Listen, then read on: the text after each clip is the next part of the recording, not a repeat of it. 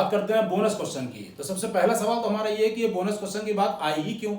मतलब टोटल मिलाकर अगर हम देखें, सारे पेपर में सारी शिफ्ट वगैरह मिलाकर देखें तो 15 नंबर से ऊपर का बोनस का मामला है।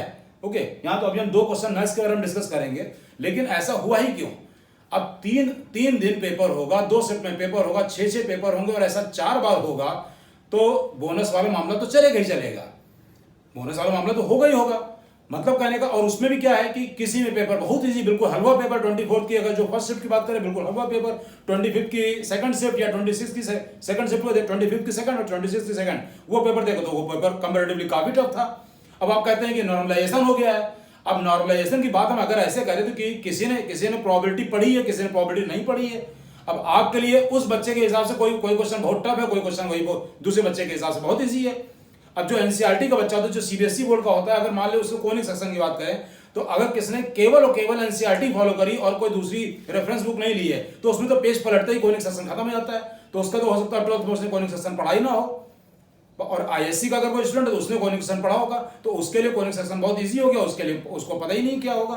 तो नॉर्मलाइजेशन, अगर हम कहें कि नॉर्मलाइजेशन हो रहा है तो उसमें भी कुछ स्टूडेंट साथ में जस्टिस नहीं है।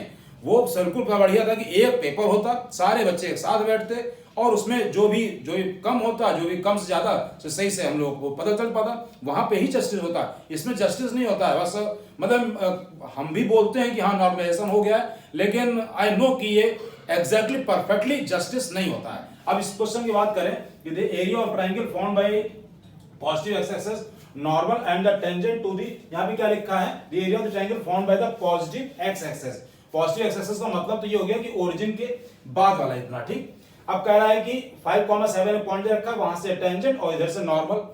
अब नॉर्मल तो पक्का ही है कि ना कि सेंटर से पास होगी।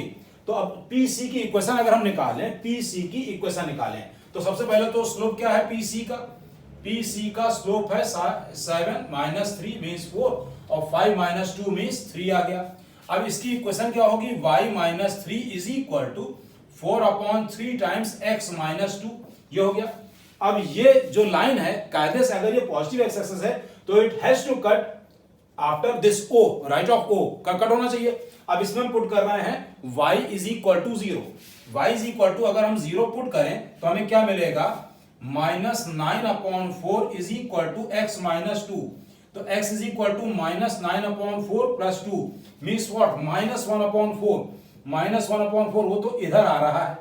अब इधर आ रहा है तो अब ये ट्रायंगल कहां से बन जाएगा कि find the area of triangle, triangle तो नहीं बना, ये तो हमको ये पोर्शन मिल रहा है, ये पोर्शन मिल रहा है, तो ये तो गड़बड़ हो गया क्वेश्चन, ये तो बहुत बड़ा ब्लंडर हो गया एक तरह से। अभी एक और क्वेश्चन के बारे में डिस्कस करते हैं हम लोग। अभी एक और क्वेश्चन था, वो वाला क्वेश्चन 24 की सेकंड शिफ्ट का था, ये 24 की फर्स्ट शिफ्ट का था।